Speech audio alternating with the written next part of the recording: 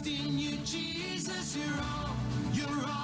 You're all that we need. Your power will pull us through. We're trusting in you. Hey friends, I heard that yesterday our friend Cam was finally able to drive his train up and over the mountain. He had so many challenges to overcome: a rock slide, broken tracks, and the fear of trying something new. He really learned well that Jesus' power pulls us through all challenges. He probably won't be back for a few hours, so we'll have to ask him about his trip later.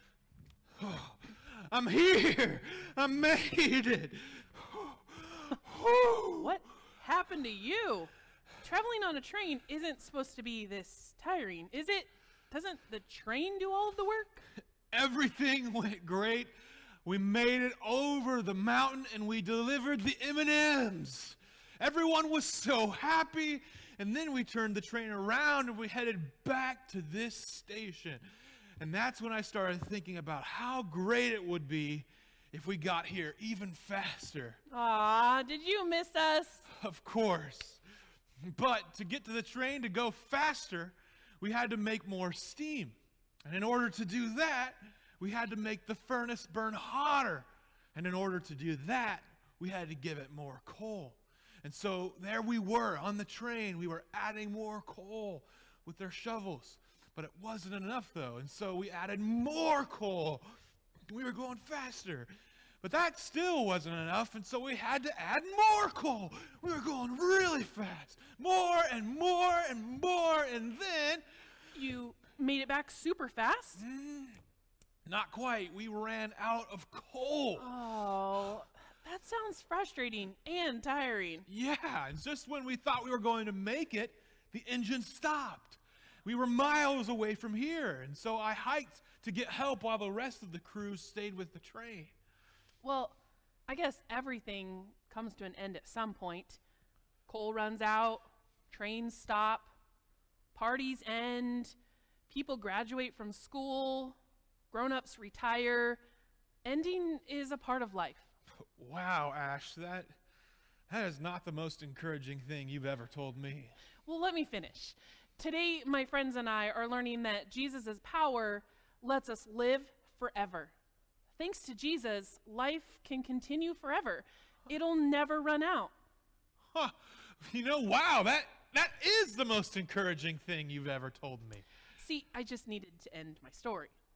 But I've never known anyone who lived forever. Well, then it sounds like you need to hear more about Jesus, Cam.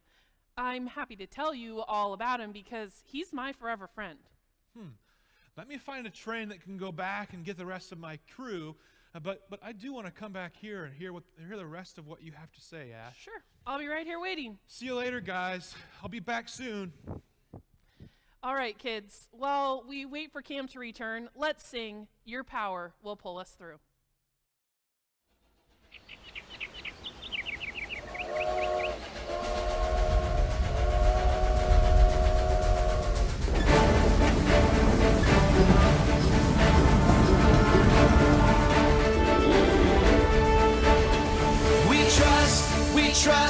We trust in you, Jesus. You're all that we need. Your power will pull us through. We're trusting in you. We're trusting in you. You give us hope and life that's forever. You make us bold and we stand together. Your power will pull us through. We're trusting in you. We're trusting in you. We're off on this journey. There's no looking back.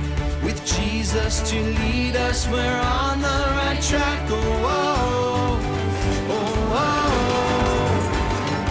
Wide open spaces for wide open eyes. We're looking ahead for the next big surprise. Oh, oh, oh, oh. We trust in you, Jesus. You're all that we need. Your power will pull us through. We're trusting in you. We're trusting in you. You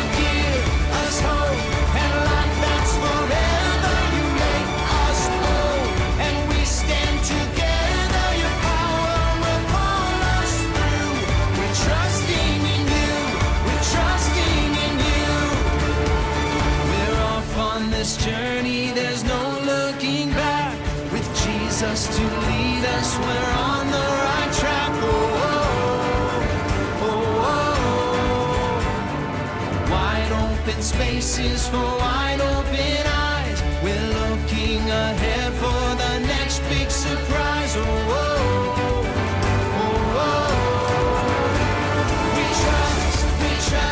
We trust in you, Jesus. You're all that we need. Your power will pull us through.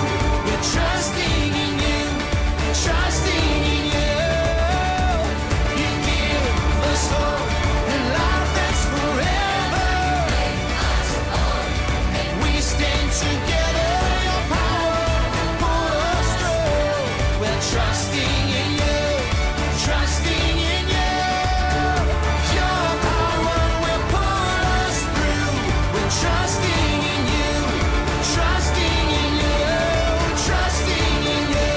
We're trusting in you, trusting in you.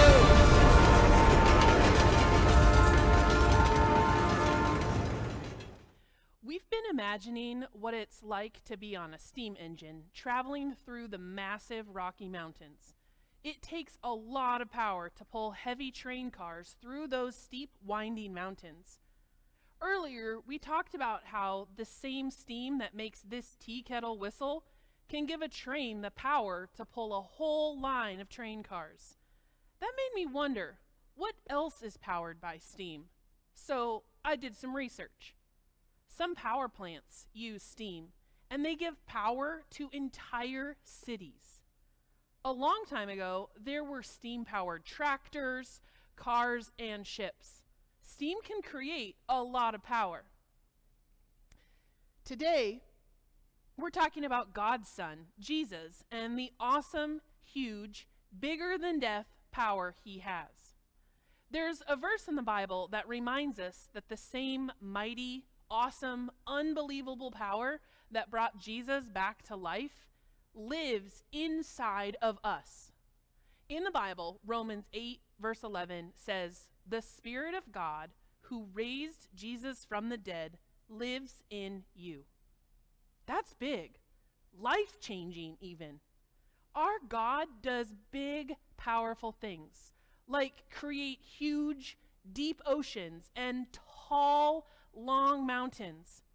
But he also made and cares for really tiny things too. For today's God sighting, tell me about something small that reminds you of God's power. Did you think of any? I remember God's power in small things. When I see a tiny ant carrying a piece of food that's bigger than itself. We can count on God to take care of the big things in our life as well as the tiny things.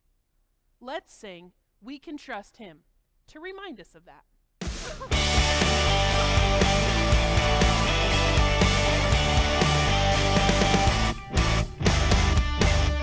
If there's one thing we can count on, it's that God will never let us down, and we can trust everything He does. He keeps His promises, we know, because, yeah, the word of the Lord holds true.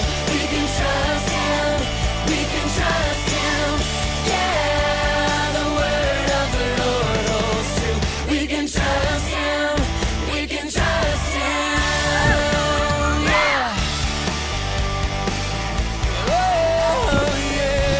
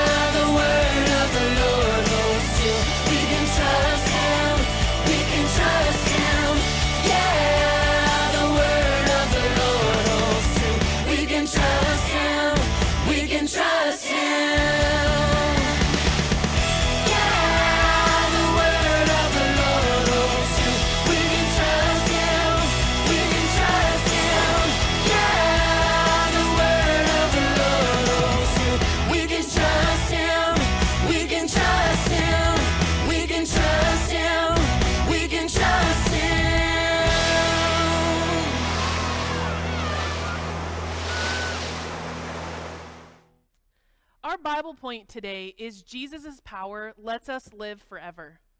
Let's talk about that. If you traveled on a train, your trip would have a beginning and an end. Life is like that too.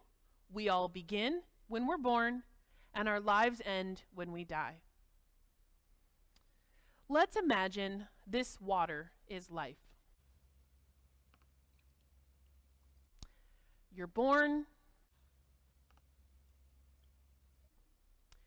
You go to preschool. You go to elementary school.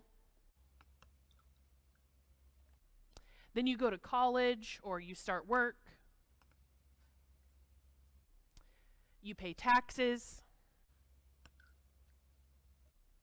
You work a really, really long time. You have grandkids. But at some point, your life comes to an end. It runs out, and there is no more.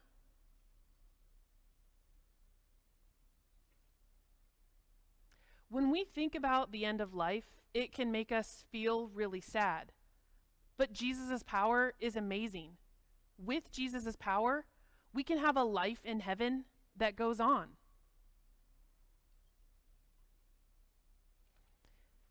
And on. And on.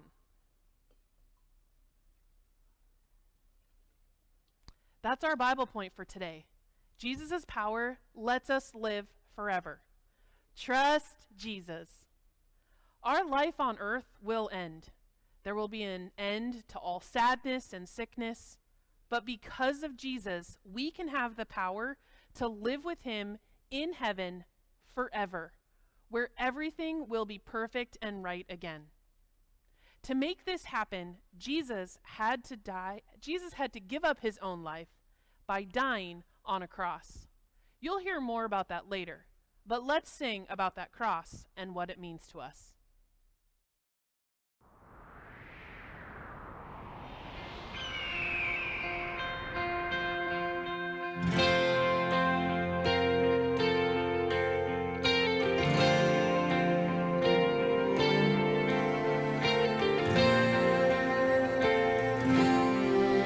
On a hill far away stood an old rugged cross, the emblem of suffering and shame.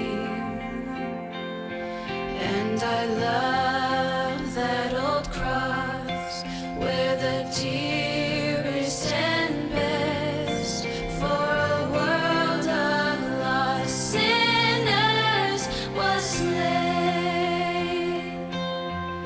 So I'll cherish the old rugged cross till my trophies at last I lay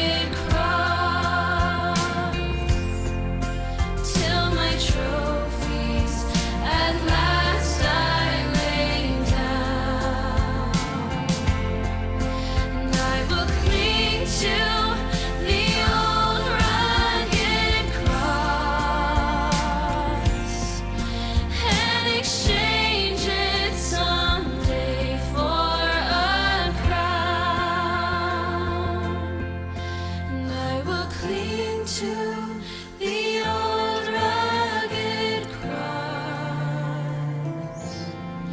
and exchange it someday for a crown.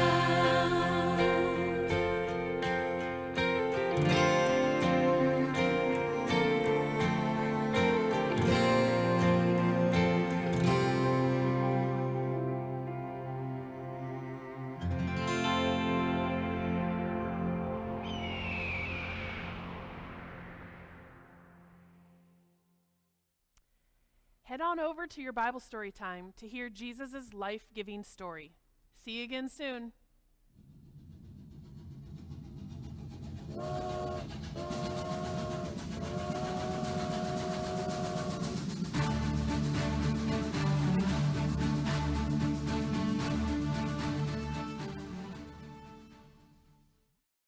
Hey guys, Camtrack here, and this time we're going to be playing a game called Survey Says, and this one is the travel edition. So we're going to be asking you questions. Here, I'll pull up the instructions on the screen so you can see. For each question that we ask you, think of one item, and then count up your points at home using the point total for the item that you guessed. The person with the most points at the end wins. All right, here we go. The first question. Besides clothes, name an item that people pack in their suitcase when they go on a trip.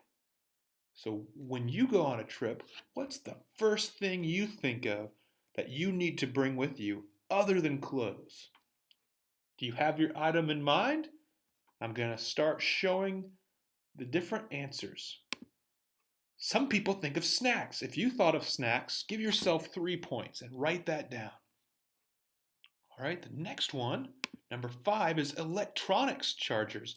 So chargers for your phone, for your video games, or maybe for your computers if you bring those with you. If you counted that, you get 5 points. All right, the next one is toys. Sometimes people bring toys. If you thought of toys that you would bring, give yourself 8 points. All right, the next one is electronic devices. This could be video games or computers or phones. If you thought of bringing your electronic device, put 22 points down. All right, the next one, number 2, is a hairbrush or comb. If you thought of bringing your hairbrush or your comb, put down 24 points. Whoa.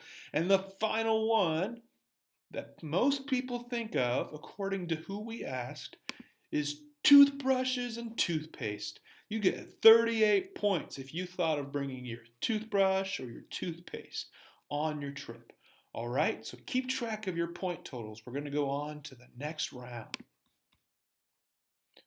All right, so name something people do while traveling on long trips. So what do you do when you travel on long trips? I know usually when I'm traveling on long trips, I like to fall asleep. We'll see if that's in here somewhere along the way. All right, so let's see. The first one, number 5, is stare out the window. Some people like to stare out the window when they are on a long trip. If that's you and you answered that, give yourself 8 points. All right, for the next one, it is fall asleep. So that's me. I like to fall asleep. If that's something you thought of, give yourself 14 points. All right, let's see what number 3 is. Read. Some people like to read books or magazines when they are traveling long distances. If you thought of reading, give yourself 19 points. All right, let's look at number 2. Talk with each other. Man, if you guys have ever been on a long trip, I bet you have talked to someone. Often your parents will be talking to one another or they'll be talking with you. So if you thought of that, give yourself 25 points. All right, it's time for the number 1 answer. That is play games. Oh my goodness, I know when I travel, I love to play games like I Spy with people that I'm traveling with, whether that's my siblings or my friends. Or maybe you can say you spy something green along the trip, or maybe you like to play other games that I don't even know about. If you thought of playing games, give yourself 34 points. All right, let's play one more round real quick. For this one, you will name something you might see in the Rocky Mountains. Okay, think about what you might see if you were in the Rocky Mountains. Okay, let's see what number 6 is. Rivers. If you thought of seeing rivers in the Rocky Mountains, give yourself 5 points. All right, let's see what the next one is. Mountain sheep or goats. If you thought of seeing mountain sheep or goats, you get 7 points. Make sure you're keeping track. The next one, deer, elk, and mooses. If you thought of one of those, give yourself 9 points. All right, moving along. Number 3, snow. If you thought of snow, which you usually see on the caps of the mountains on the very top, give yourself 17 points.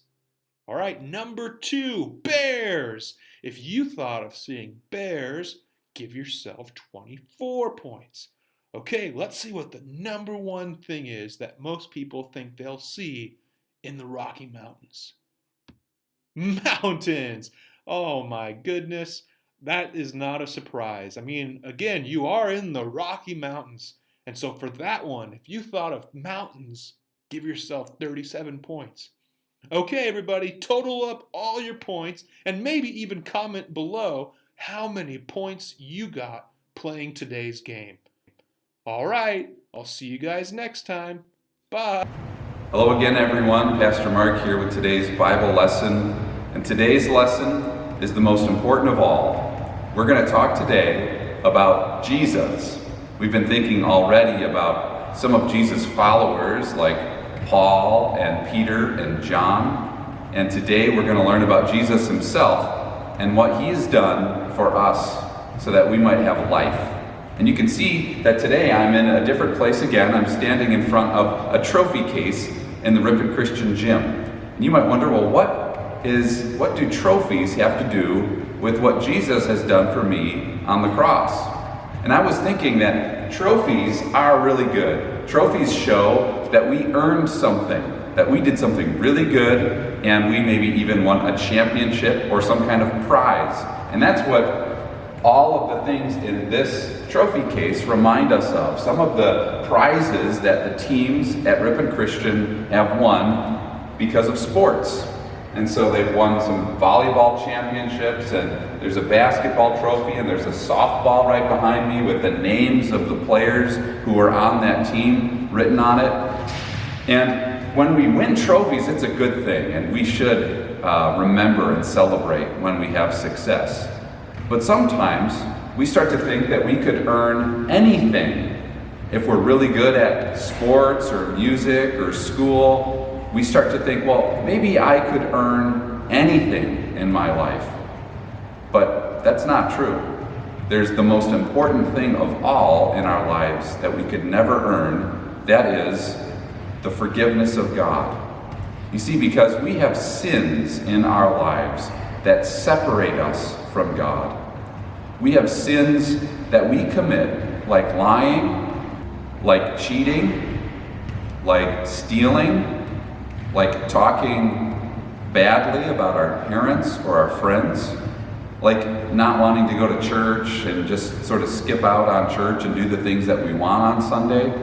We have lots of sins, and most of them aren't just things we do, but they're things that we think about in our minds that are against God, against His Word, or hateful about other people. And so we do all these things that separate us from God, and if we think about trophies all the time, we might think, well, maybe we can earn our way back into God's presence. Maybe we could do enough, if we're good enough, if we try hard enough, to be united to God again, to find life in Him. Maybe we could earn our way back to God. But the Bible says that we could never do that. Our sins are so great, and we have such an inability to earn our way into God's presence that we need for somebody to do that for us. We need God to show us grace. And so that's why I have, as you probably noticed in my hand already, another kind of symbol. A trophy reminds us what we can earn, and that's good, but the cross reminds us what Jesus has earned for us. The Bible is really clear that Jesus had everything. He had perfect union with his Father in heaven, but he set it aside. He came into the world, he became a servant, and he even died on the cross for our sins. So listen to this text of 1 Peter 2, starting at verse 22, to learn about what Jesus earned for us. Jesus committed no sin, and he had no deceit in his mouth. When they hurled their insults at him, he did not retaliate.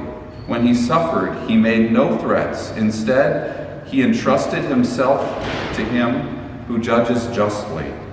He himself bore our sins in his body on the tree, so that we might die to sins and live for righteousness. By his wounds you have been healed. For you were like sheep going astray, for now you have returned to the shepherd and overseer of your souls. So Jesus had everything, and he took upon himself the shameful death that he died on the cross, so that we, the Bible says, could be forgiven of our sins. He bore our sins in his body on the tree. There's an old hymn that maybe you don't know because churches don't sing it all that much very often, called The Old Rugged Cross. And it's about how we, as Christians, exchange our trophies and the things we earn for the old rugged cross. We trust more in what Jesus has done for us than in what we could do for ourselves. And the words of that hymn are really helpful in reminding us to keep exchanging our efforts and our desires for the things of God, for his grace. So the words of that hymn are maybe a little bit strange to kids today, but I want to tell you those words and unpack what they mean for a moment. The words of that song start with, "On a hill far away stood an old rugged cross, the emblem of suffering and shame." And so again, we think of trophies and how they're emblems of our victories and our success, but the cross is a symbol of suffering and of shame. And so the song continues, "For on that old cross, the dearest and best, for a world of lost sinners was slain." And so Jesus took on himself our sins on that cross. And then the chorus of that song is really wonderful. It says, "And I'll cherish the old rugged cross, till at last my trophies I lay down. I'll sing about the old rugged cross and exchange it someday for a crown." So we can lay down all of our efforts to try to try to earn our way back into God's presence, and trust that Jesus has earned our way through the emblem of suffering and shame at the old rugged cross when he died for our sins. So hopefully that could help you kids to think not just about all of the things that you could earn your way into in your life, but really to prize most of all the grace of God that is shown to you in Christ when he died for your sins. I hope that you can understand that message and believe it for yourself, that you would not just believe that Jesus died a long time ago for some people, but that he died a long time ago to forgive you of all your sins.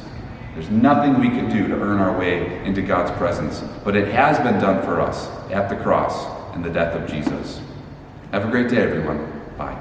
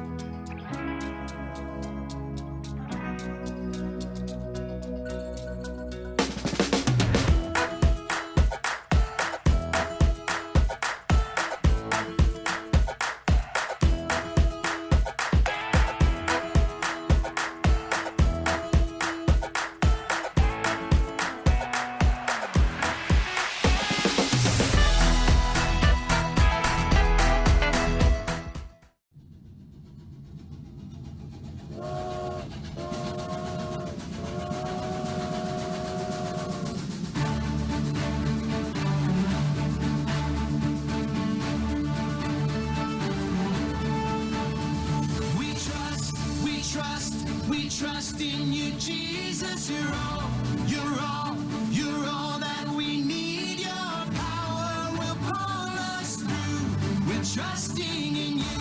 We're trusting in you. It's time for a Rockin' Railway review. Today you discovered that Jesus' power lets us live forever. Trust Jesus. Let's sing This Train is Bound for Glory. This song helps us remember Jesus' power over death and the joy we'll have in heaven.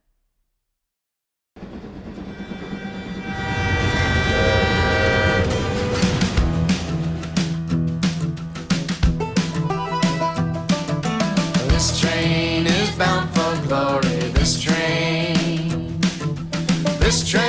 is bound for glory. This train is bound for glory. Jesus made a place in heaven for me. This train is bound for glory. This train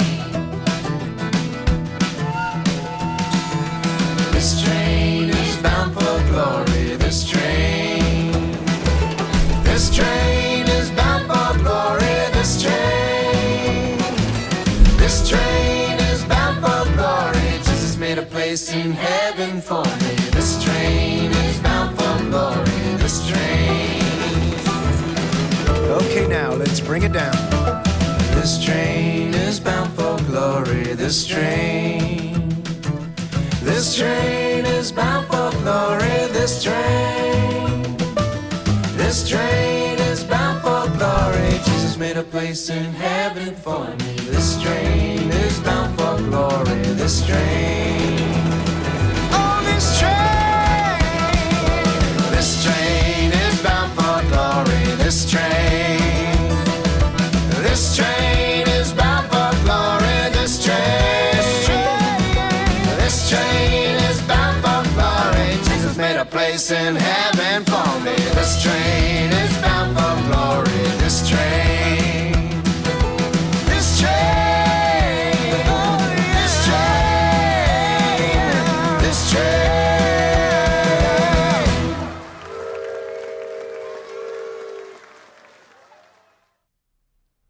We've been exploring trips and trains with tons of fun on the Rocky Railway. All train journeys have a beginning and an end. Passengers get on the train, the conductor shouts, "All aboard!" and the journey begins. Trains make stops along the way so passengers can go sightseeing and do fun things. Eventually, the train reaches the end of the journey. A buffer stop, kind of like this big X, is placed at the end of the track to indicate the end of the line. This means the train journey has to end. Our life journey is a lot like a train journey. Every life has a beginning and an end. Call out some of the things you've done since your life began. You can include some special things like birthdays or zip lining, or not so special things like learning to crawl. Call out some things you've done now. You guys have done some cool things. I want to come hang out with you guys more often. Now, eventually, after many wonderful moments, our lives end. Every life journey ends. It can't continue. It can't move forward. God will not allow the bad things that we do to continue forever. Only through Jesus can we enjoy a perfect life without sickness and sadness and death. Only Jesus could remove the barrier between our life here on earth and a perfect life with Him in heaven by dying on the cross. Jesus died on the cross for you and me. Jesus' power over death lets us live forever with Him. The Bible says in Romans 8, verse 11, the Spirit of God who raised Jesus from the dead lives in you. Let's sing about Jesus' amazing gift.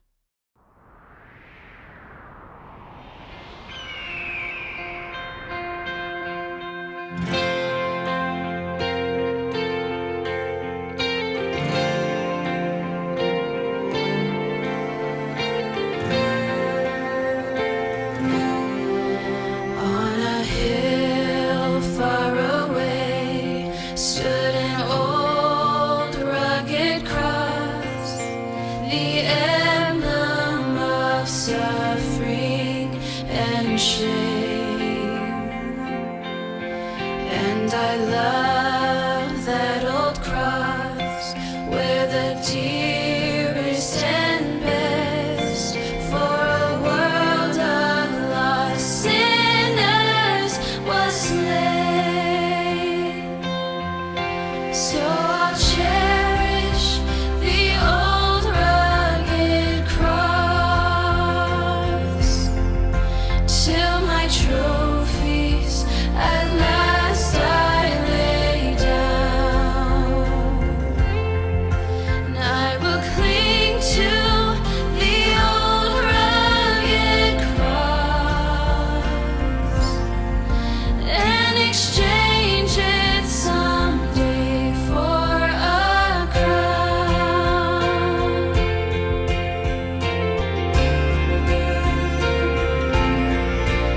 On a hill far away stood an old rugged cross, the emblem of suffering and shame. And I love that old cross where the dearest and best for a world of lost sinners was slain. So I'll cherish the old rugged cross till my trophies at last I lay down. And I will cling to the old rugged cross and exchange it someday for a crown. And I will cling to the old rugged cross and exchange it someday for a crown.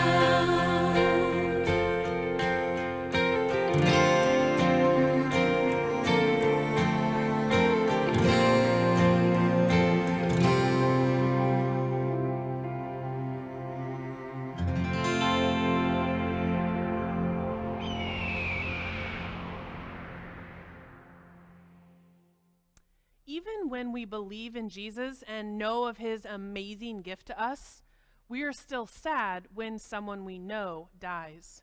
It's hard when someone we know dies because we miss them here on earth. With Jesus, there is hope. Let's listen to Isaac's story to learn more. I'm Isaac and I'm 11 years old. At home I like to, well, a lot of times I play video games. I have two brothers. One's older than me. He's into acting and singing. My younger brother Elijah, he's 7. My sister's name is Zoe, but she, like a normal 4-year-old toddler, will make messes all the time, paint on the walls. Isaac also dances. I started dancing, I think like 2 years ago. My favorite kind of dance is contemporary or lyrical. It's sort of like ballet, but it's a little more free. I always felt like when I was dancing, I wasn't really stressed about anything or worried. Sort of forget about anything else that is bothering you. Isaac had another brother named Joel. Joel was 2 years younger than I am. He was always really happy and joyful. When he was 1, he was diagnosed with brain cancer.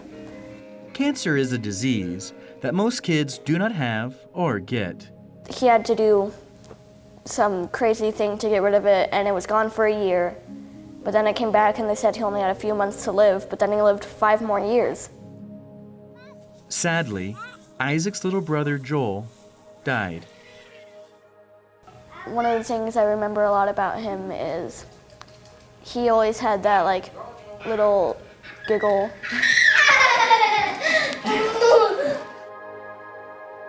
he always loved knocking cup towers down. So he'd make one that was like maybe double the size of him, and he'd run into it, and it would come down, and he'd laugh so hard. A lot of times we'd take him to this farm. It was like a petting zoo in some places, and you could feed the animals. I have this one memory of Joel. He was feeding the goats, so we give him the bag to reach in and give to the goats, but then he just gives the bag to the goats, and the goat devours the whole thing.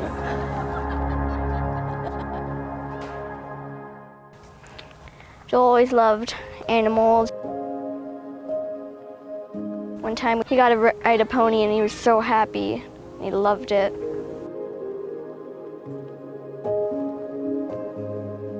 Isaac misses his brother Joel. Joel loved Jesus and believed in him too.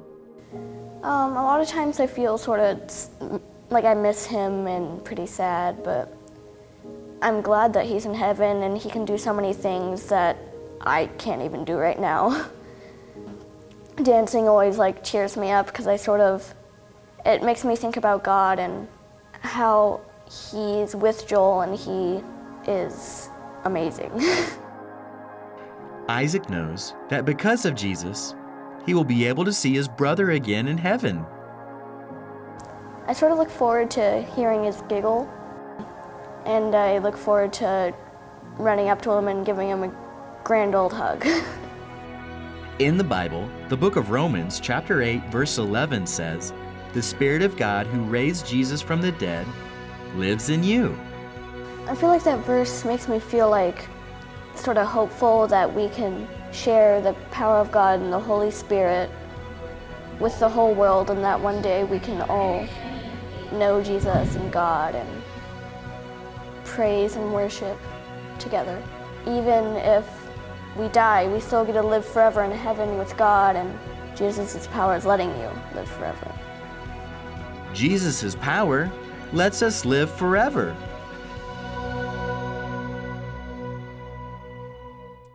Isaac is a brave and joyful kid because of Jesus' power. Because of Jesus' power, Isaac is bold and has hope, and he looks forward to living forever with Jesus in heaven. Let's close this day with prayer. Please close your eyes and pray with me. God, we thank you for Jesus and for the power of the cross. Thank you for loving us enough to make a home in heaven for your friends. We love you. In Jesus' powerful name, amen. It's time to wrap up our trip for today. We'll be back on track for more adventures tomorrow. See you then.